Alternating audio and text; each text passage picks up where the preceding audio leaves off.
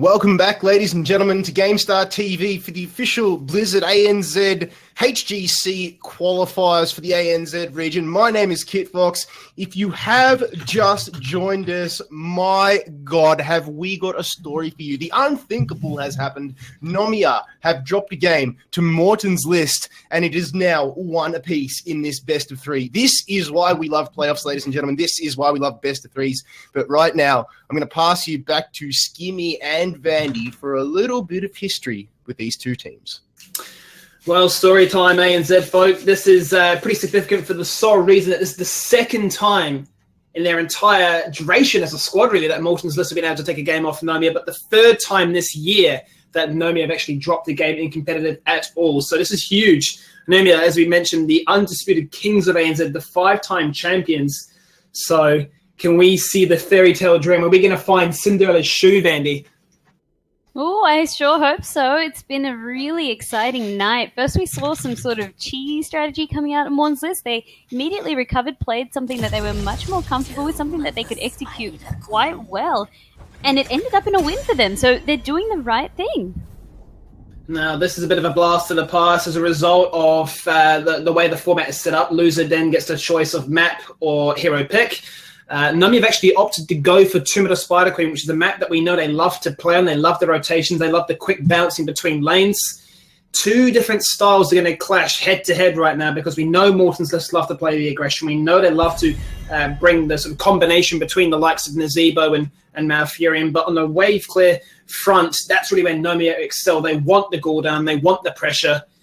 Interesting to see how they respond to this one. First pick this time is in favour of Morton's list. Potentially looking for that Genji ban, Vandy. I would bet money on it. There we go. If I was a betting man, I would bet, and that is what you were saying. And you'd be right, Skimmy. You would have earned a clever $5. Look at that diva ban. Respect right there to what she brought out. They don't want to get cheese like that again. They don't want to deal with that again because it was a bit of a nightmare. As we sort of saw, she was zoning them. She was creating the situation where Nomia were out of position. That's right, Nomia out of position. That's unheard of, essentially. Yeah, that's a commentary that you don't really hear said too many times over your radio waves. That's an interesting buzz to get about you. But this does now mean a new break is available if Morton's list decide to pick it up. And exactly that is the call that's being made. They're going to try their hand at pure aggression, at cocoon control. And if they get the Malfurion on top of all that as well we saw what it did with Moops' hands. It can pack a punch. And it's an impeccable stand-up performance by him last time. I think if Nomia are picking strategically, they will definitely want to secure that Malfurion. Considering how Moops has been playing him tonight, it would be a little bit of a setback for Morton's list. But if they're not, I want to see what Nomia have up their sleeves. If they don't want, do they want to go with Uther again? Didn't do a lot for them against that Diva comp, but that's just saying because of all the bursts and, as I said, with how much displacement was happening.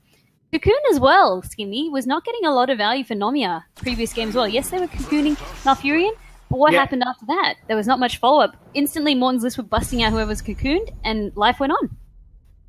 Absolutely, and this is textbook stuff there. You can absolutely not afford to let Malfurion fall into Morton's list hand. I believe they've had it in pretty much every game tonight. They've been running it straight with the most warranted God-tier support in the game today, and Gul'dan is going to be paired quite nicely. This is textbook stuff from Nomia. They love to run the Gul'dan.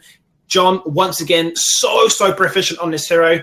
And not to mention the Horrify really sort of dissuades this all-in aggressive comp that Morton's list love to play. You know, if Greymane going to try and retaliate and get into the field of things, a Horrify, I mean, it seals the deal. Correct. It's very anti-dive by having that Horrify. The moment you try and collapse, the Horrify drops. It can send people. Once again, it does what Diva's ult was doing. It can really displace a lot of team members when you're going in for that fight. And if I was now on Morton's list, I'd really be thinking about ways to deal with that Gul'dan, to deal with that Malfurion. I know Moops is quite happy to play a Rhaegar. He did whip out the Rhaegar earlier tonight when we saw Sweet Dreams versus Morton's list. Yep. He's keeping his cards open. He wants to see how the rest of the draft is going to go. Well, they're not going to opt for another tank pickup here, nor to support themselves. They're quite happy, and rightfully so, given that Malfurion is taken away.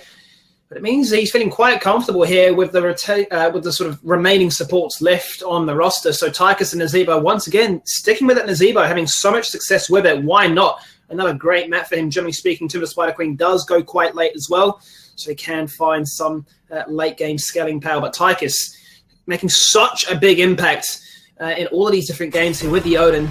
And Uther is going to be the choice here to prevent any kind of, well, sustained engage, I suppose, is the best way to decide this when they want to make sure that this Gul'dan gets maximum value with those Horrifiers and has the ability to peel and execute.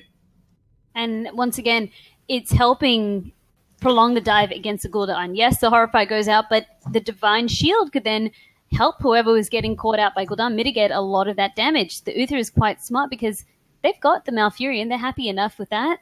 It's more about thinking, how are Morton's List going to draft this? So far, they don't look like they've got much of a dive comp, except for that Anubarak currently, and then follow it up with the CC from Nazebo. Perhaps I'd like to see List. I'm not sure whether they need to get another frontliner, surely, because as we've sort of touched on, you can't just have Anubarak by himself, but they banned out the Muradin, showing that they have no interest in playing him, and denying it then for Nomia. See, the Muradin is an interesting ban because it doesn't really spring to mind. When I'm thinking Nazebo, I'm thinking they have early game. They're wanting to ban somebody from the early game, right? So then Nazebo can actually reach that late game scaling power. Gul'dan already so strong with the wave clear. Absolutely going to out-rotate what Morton's List can do so far. That pick alone. Anubarak is looking to get into the fold of things. He's looking to dive. He's looking to get aggressive. So a little bit of an anti-synergy there. The Muradin, it throws me off a little bit. I mean, if something like Leoric gets picked up right now, so much wave clear, which we know is what Nomia like to do, they just play the map. Yeah, that is it. They play the map, get those gems turning in, pick off smart fights, and really prevent Morton's List from ever getting that turn. And Morton's List, if they're picking another tank, I'm just thinking we still have Dahaka. Dahaka's been quite popular. Perhaps we could see a Tyrael come out, but I don't see a lot of synergy going with something like that. Perhaps even an Arthas, where they could get in there. Yeah, all right, like that's Stitches. It's very, very interesting. I like this, Vandy. Stitches into the root. This is some bread and butter. This is some old school stuff. This brings me back to when I used to play and when I used to be boosted. I love this. Falstead is going to have that gust potential. Going to basically do what Hacky did last game. If the fight's not working out on their terms, gust away, potentially even use it as the burrow charge from Anubarak's coming out, splitting him from the rest of the team because he's already exposed. How about prevent him from actually finding any kind of follow-up? But the Stitches, the hook potential, well, Nazebo's going to be weak. He has no mobility until he gets Ice Block. He is a sitting duck. Really, he's open to being exploded, popped, as you said, like a pimple. Falstead as well being taken away from Morton's List. That was the comp that they were rocking previous game. It's looking like they've almost swapped comps. It looks like Morton's List has drafted the way Nomia have drafted, minus the Nazebo, and it looks like Nomia have drafted the way Morton's List would. Like, I'm not sure if this is because they're trying to deny each other, so they've ended up with similar teams, or how are they going to play it? And they need to respect that Stitches because it can really punish them. If they get an early pick through the Stitches into that route, it's going to be game over before the fight's even begun for Morton's List. I'm looking at this fully fleshed out roster for Morton's List, and it kind of confuses me, though, because there's not really the most obvious synergies between the two of them. And Anubarak, where's the follow-up for his CC? It's not really too apparent. You're kind of banking on the idea that Nazebo can actually land the zombie wall. You've got Rhaegar there for the heal to make sure that either Tychus or Anubarak can live, but Zeratul is looking to try and dive in with the Anubarak. Where's the follow-up for the VP? Well, it has to be the zombie wall. If that doesn't land, then it looks. I mean, it's a cynical point of view, but if you compare it to what Nomia have right now, it's straight up. We are going to bully you. We've got double tank once again. We can now sustain with the wave clear, and we can pick the fights on our terms. Yep, I mean, Morton's List did the entirety of keeping Anubarak as the only tank. In fact, Anubarak might even be forced into taking Locust Swarm, otherwise he's going to have a hard time staying alive. That Zeratul pick, he needs to put a lot of pressure on their backline, put a lot of pressure on that Gul'dan or the Falstad to really get any value out of it. And like I said, I would have liked something like an Arthas, as you said, to really build up the CC that Anubarak was bringing to the table. It seems as though Morton's List had taken the Anubarak because they were forced into it, but apart from that, they didn't really want to play that style. Well, yeah, it seems a case of like we're going to draft in this kind of manner because Anubarak is OP, so we need to pick him up because he's too good to leave to our opponents. But if you don't build your comp to really complement what he does, he's a sitting duck going, hey, guys, team, where's my follow-up? Where's my CC? Where is the potential to blow somebody up? But we're going to wait and find out here. This is the gauntlet. This is the one to watch. One apiece playoffs. Round number 2, week number 1 here. for Season 3 of the ANZ HGC circuit. For the final time tonight, Vanny, I'm going to introduce Nomia. This is the team going to the mid-season brawl. This is the one to keep your eyes on. Arcana, Play Malfurion, Fat94 Interior, John on Gordon, Robodobo on Stitches, and Vanilla is on Falstead. And the dark horses for tonight, trying to cause a bit of an upset. We have Morton's List, Hacky on Nazebo, Demise on Tychus, Sashin on Zeratul, Vikarak on Anubrak, and Moops on Rhaegar. I really want to see the underdogs pull on through here, make the success story. Do they have what's left in their tank to not only make history once, but twice in the same night? I'm sure Kit Fox is getting giddy. I'm sure he wants it to happen. I'm sure Morton's List themselves want it to happen. A lot banking on this one. And I'm sure it'd actually give Nomia a welcome wake-up call going into Worlds to say, we need a lot of preparation. Yeah, Nomia, I think they weren't expecting to lose that one. It's going to open their eyes to some strats they like. Talk about filthy hooks straight away. That is why that works. And Demise. Wow. See you later, buddy. Bit of safe distance away. Use your minions as shields. But really, Nomia have so much clear that the minions are only going to last for so long. That's exactly what they're doing. Look at that. Clearing one lane, rotating straight up to the other as a unit. And this is really where Nomia's comp is going to excel. And this is the reason they picked this map. They love it. They know how to draft for it. And they should actually have a fairly good time. They're going to have so much control on this mid-hand-in area, forcing Morton's List to rotate on the cusps. And not only that, Nomia, given they have the Stitches, can force the fights on their terms. You saw how Demise got picked off. Doesn't matter if he has the dash. They want to win. It's interesting looking at Nomia's comp. It actually really reminds me of something I was watching in one of the Asian series where there was a Stitches, Tyrande, and Ragnaros. It was all banking on once the Stitches got a grab, all the CC that then followed suit. Half the time they didn't need half of it, but it's really that Robodobo getting dangerously low while I was talking the entire time, coughing off the Tychus. He's going to fall right there. That's Demise just showing, like, we're not afraid of you, especially because I have Tychus. Absolutely, and that needs to be done, trying to not really fall to the victim of tilt. Don't get too excited by the fact that you've won one game, and keep that confidence high. Make sure you are going into the series with a lot of presence of mind. There goes some gems straight away handed on in. Moops there doing his work. He's been known to play extremely aggressive on this Rhaegar pick. Hopefully that's not the downfall of his performance this time, but he has got the Lightning Bond once again. That will help with the wave clear, much needed for their squad. As you can see, Nomia's still bouncing between top and mid. Vanilla as well, putting so much pressure on the lanes. As he has opted for Season Marksman. He's going against the Mage Falstead field, going full attack damage. That's really going to help with any sustained fights that they encounter, Skinny.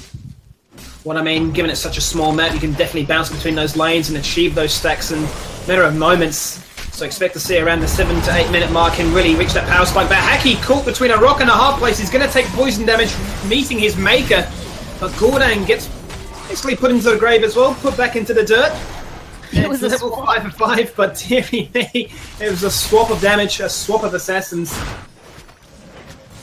Oh, it's once again Morton's List. They know that if they have to trade a team member, they need to take one down with them. So very, very smart, reacting to how Nomia are playing the game. They're learning on the fly. Falstead in the top lane. I don't know if he had barrel roll available. I didn't actually catch it, but he tanked both Sashin and Demise there. And suddenly just got popped. Both the grenade and the singularity spike exploded, and suddenly half his health bar just got chunked.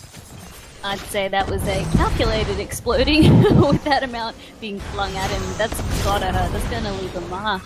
And we're going to see some gem turn-ins happen soon. It's all about getting that first one if you can. It can potentially get the ball rolling, get the snowball happening.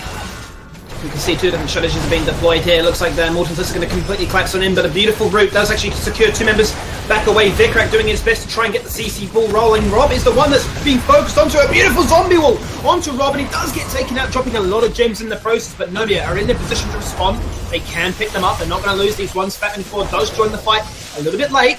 Healing Ward doing a little bit of work there to try and keep Morton's List available. But Vanilla once again in questionable positioning. And it seems to be a case now of Hacky in questionable positioning. People are basing each other across the ball, Vandy. It's about making something happen. Both sides putting a lot of pressure. Vanilla getting super low. They're playing with our hearts. Oh, they are. Then keen to make something happen right there. I'm so glad Demise picked up Tychus to really assist in shredding down Robo. Every time he's sitting there, if he misses a grab, he's just getting so much damage from Tychus. HotS comes on in, but the root is not there. Fat only falls in the front line. He doesn't have any gems to really care about, so he can pop his passive arcane. It is going to rock on up, but if the root was there, you can imagine a different story would have unfolded. Ooh, first hand and does go in favour of Morton's list. It is even Steven on the talent field, but level 7.5 is the story right now for Morton's list, who is slightly irking ahead, and Nomia definitely won't be too happy with that. That's exactly it. I was so excited. I was trying to cut you off. I'm like, look at this. Morton's list is actually in front. Yeah. Inexperience. This is unheard of against Nomia. Generally, it doesn't last for long. They continue. Can they get level 10 first? This is the big question that I need answered. Well, let's not forget, Vanilla is a global hero on this map. Okay, it's not going to find as much value as it would have done on, say, a bigger map, be it Cursed Hollow, but it does still allow them to have that split pushing capability. They are going to do quite well in defending this one, still not falling too far behind in their levels. They've already cleared out top. Mid has been completely shredded on through. Interior was dealing with bot lane the entire time. But as you mentioned, yeah, a 4-level lead has been established, and as they keep up this momentum, 10 is going to be acquired, and that might be the sealing deal for the snowball to be acquired. If they can get the ball rolling, if they can sustain the ball, it's a snowball for a reason. It's going to keep happening, keep gathering momentum, getting bigger and bigger and bigger. It's about capitalizing those small gains and really making them add up.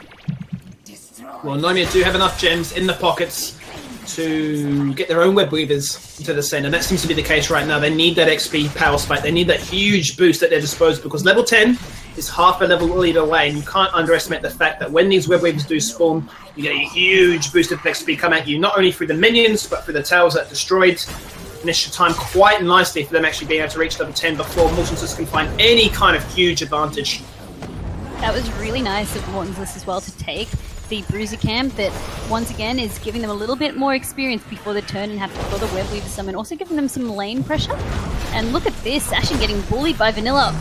I don't know, both of them were trying to take each other down, 1v1 style. Well, you did call it, Vandy. We mentioned about how squishy this Nubrak is going to be. He has actually opted for the Locust Swarm, so looking for that front-loaded damage, looking to really bully somebody down and make sure that when he does go diving, he does actually come out on the other end alive. So it'll be interesting to see how he plays with this one. I expect to see Acid Drench Mandibles as the retaliation as well. And the hook attempt does come out, but Rob will have to work on his fishing lessons. It wasn't going to meet with anything just yet. Almost 10 being finally picked up by Nomia. It looks like Morton's list, as you said, because of the web weaver turn in, they couldn't find much advantage to start a fight with that 10 advantage with the heroics. But that's not to say all's all said and done. They still have a bit of a lead going for them to get another turn in. Once again, another 1v1 was picked in the top lane there. Session constantly keeping Vanilla hyper aware of his positioning and forcing him to retreat on Dan. Vikarak is he's posturing for a fight, but Haki is in this bot lane. He was doing so much work trying to actually take on down these giants, getting some split lane pressure to try and deal with the global coming out of Falstead. But this is Nomia's time to shine. They need to force a fight, given it's a 4v5. They're looking for it. They can't really find it on the terms that they want, and they're still waiting for that level 1 talent on Gul'dan to be achieved. It's 28 out of 40 now. Yeah, and Vikarak also didn't get much value out of that Impale before. Ooh, Vandy, look at this! Big fight coming out now. Twilight Dream, followed by the Horrify, trying to split targets across the board. Oh, Arcane's in a bit of a bad situation. He's got Session going for the 1v1. Gul'dan has been taken out first of all. VP locking out Robodobo, who could not offer any kind of peel, any kind of support. Session waiting there. He doesn't have the blink. He's just used it now. He gets the restore at the very last second there. Vanilla catching in from Hacky Zombie Wall. And this is Morton's list playing out of their mind once again. 3 kills for nothing. So many huge ultimates used by Nomia, but they weren't impactful enough. Sashin with the fancy footwork. Vikarak trying to be a hero with Sashin on the side of Nomia. He burrowed in there going like, don't worry buddy, I'm going to break the wall. And Sashin just walked around like, what are you talking about? There's this little entrance over here. It was really cute to watch. And Morton's list, they are doing such a good job. Locust Swarm definitely being the right talent choice. Vikarak showing he can go the distance, he can sustain to get the job done. Gul'dan was taken down early, really opening up the fight for Morton's list. Let's not forget that fight was accelerated by the fact that because Haki picked up those giants in the bot lane previously, they were pushing bot lane completely uncontested. They were working towards opening and exposing that keep. Now to get a set of red web weavers. They are accelerating this one. They hit that power spike. We talked about it. We said once it's happened, will the snowball keep on rolling? And they're looking for John. A huge cleanse coming on out, but it's going to be too little too late. Pop like that. Horrify used, but for no really apparent reason. It was popped because it can be. He does die. They don't have a level 13 Nomia. Back on the back foot once again. A bit of a repeat of last game where it comes to a 4v5 situation and they have their tail between their legs.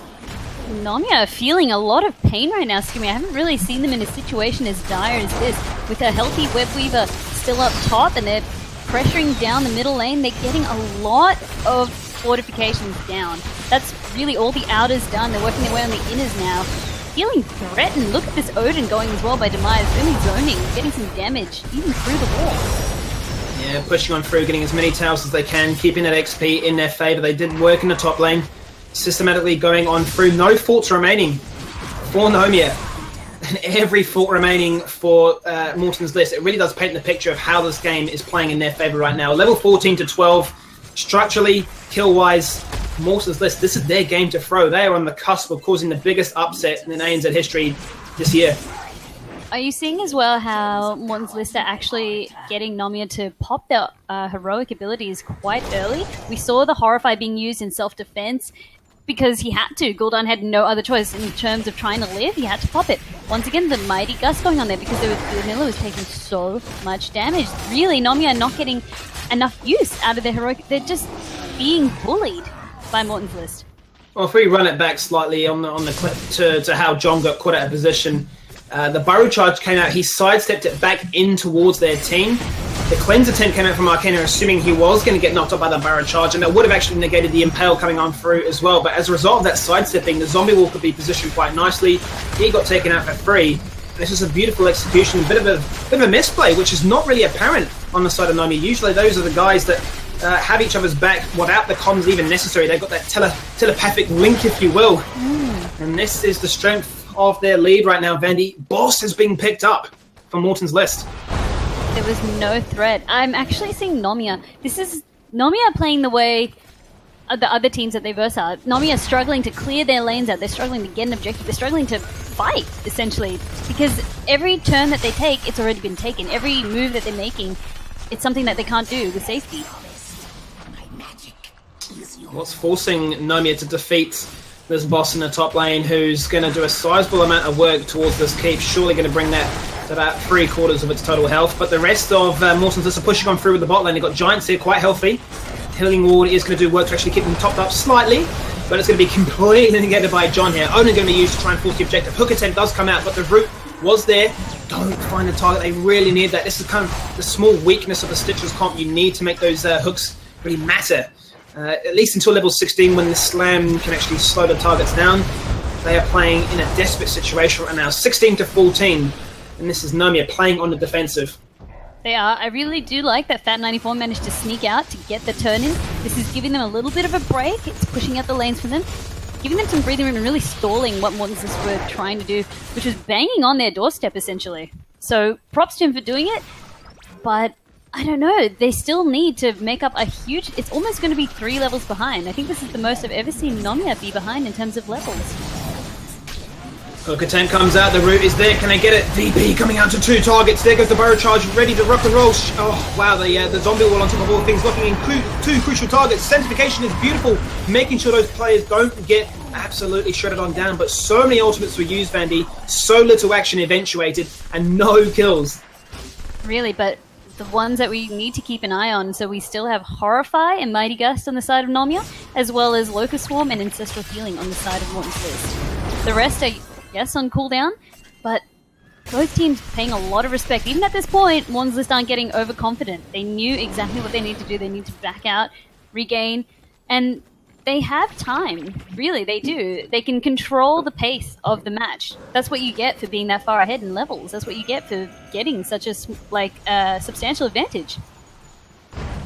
I was so critical of Morton's list comp and how does it work together? How do the pieces of the puzzle match up? But right now, they are proving me wrong. They're saying you don't understand anything about this game, Skimmy. We're going to make this work. Is this Nomia playing poorly, or is this Morton's list playing well? This is the most ambiguous question you've got to ask yourself right now, because Morton's list are playing out of their minds. 17-15, 8 kills to 2. This is Nomia in unfamiliar territory, Vandy, and the same rhetoric is really being presented. Red Web Weavers have been spawned once again. The pressure just keeps on coming. These keeps are exposed. Top lane, mid lane, bot lane. Which lane do they go for? Morton's List are hungry to get a kick down, hungry to get something happening. They have the Web Weavers now. We do have a quick pause coming in. Oh, so we can catch our breath. We can take stock of how everything's going right now. Well, let's take a quick look at the talents. I mean, if we discussed that, given it was going to be the Locust Swarm build, Acid Drench Mandibles, making him essentially an assassin. If we actually bring up his damage, he's doing 50k damage, Vandy. He's doing just as much. 50k damage, siege damage. He's actually doing 17k behind. I was about to say, if Anubrak was doing that much, he would need to nerf him. He would have to get taken out. Anubrak is busted. You broke something. Yeah, no, Anubrak is definitely packing a punch right now. I agree, and that's what can make him such a threat. And really, I do want to touch on exactly what you were saying before about how we were so critical of them. Well, you must be crazy. You're just sending a Nubarak in there. But in our heads, we're like, you're going to go Cocoon because you've got another tank. But no, he actually can sustain quite nicely with Locust Swarm as long as he doesn't go too ham. He's got his team backing him up. It's doing a great job. Really, they needed that extra damage, that extra pressure that Sashin's putting on that Zeratul.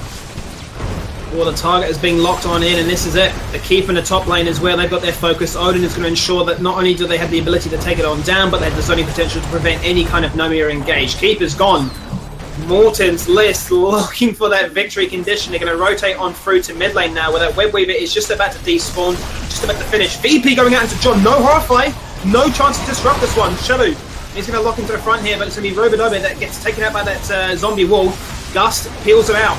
At 94 gets taken out before even the sanctification can be used. It got interrupted on a 5-second cooldown now. Passive pops. They do get the Zeratul. The retaliation between 1-for-1. Rob is living, but he does die at the last second, and Ancestral ensures that Demise is alive here. Can I get a hashtag? The gap is closing. This is looking like Morton's List are going to do it, Vandy. This is it. This is the Cinderella story. I can see the slipper inside. It's happening. Everything that they've given, that's wonderful to see. Really, Morton's List showing us. They really did show us, Skimmy. We were a little bit critical, and I'm going to eat those words because that was a great showing. Really, really great showing.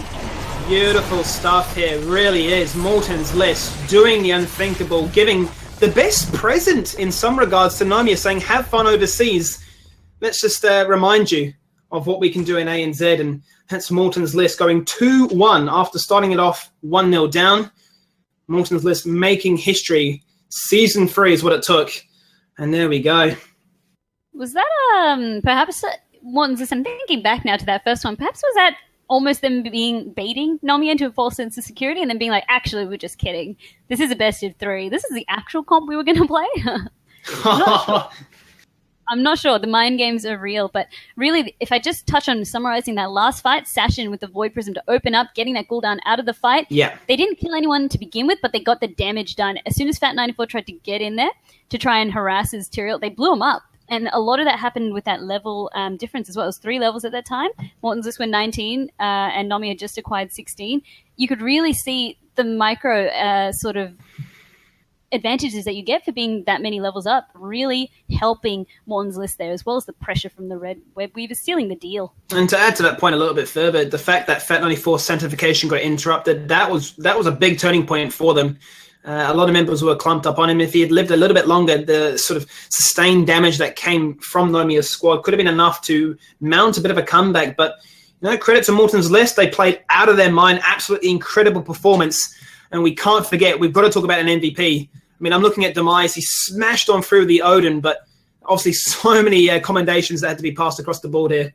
I mean, we've got the whole team commended, and again, Demise, I'm looking at his siege damage, looking at his hero damage. Sashin as well played brilliantly. That harassment, he did exactly what needed to be done in Zeratul, but Demise really stepped it up that one. So congratulations, Demise. You're our MVP. There you go, guys. Playoffs number 1 for this week here, for season number 3 of a brand new HGC circuit for the ANZ region.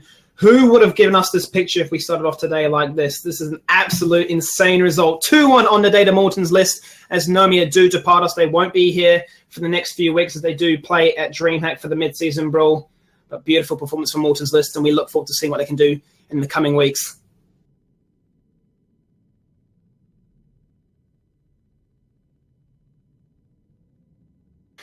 That's it, ladies and gentlemen. The unthinkable has happened. Congratulations to Morton's list for defeating Nomia. I have never said those words until tonight. How about that for a farewell present? Nomia had one boot on the plane, and the other boot was Morton's list in their backside, kicking them on, saying, you got some things to think about, guys, while you're over there. Congratulations, boys. The gap is closing, ladies and gentlemen.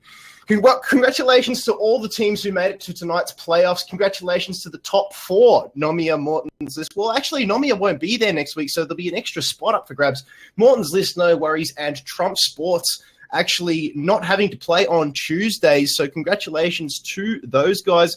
Like we mentioned earlier on, ladies and gentlemen, if you do want to get involved, get yourself a team together. I know there's a few players around the Discords and the Facebook groups at the moment, Zep Wunderbar being one of them, one of the ANZ Heroes streamers. So there's plenty of players around, plenty of room for more teams in Tuesday's playoffs. And if you're worried about getting stomped by the top teams, it's not going to happen because they've already qualified for next Thursday. I know there was a few of org owners in chat tonight. It's good to see a few of them thinking about getting involved in the Heroes of the Storm scene. And with games like that, why wouldn't you? Absolutely fantastic showing. What we're going to do now is draw this Diva bundle thanks to Blizzard ANZ. This will be the second one tonight. Vicarak was the lucky winner who picked up the first one. So what we're going to do now is close the raffle, push the button. Remember, you have to be following the channel to win. And it looks as though Burnsy24 is the lucky winner of this Diva bundle, but he's actually offline.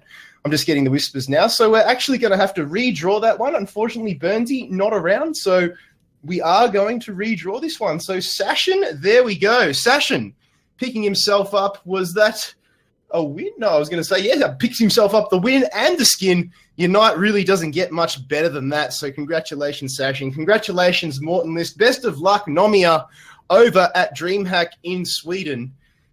And we look forward to the pleasure of your company next time here on GameStar TV. We actually have an Injustice tournament coming up this Sunday. If fighting game tournaments are more your flavor of the day, you can enter into that and more details at www.gamestar.com. Follow us on Twitter and Facebook as well.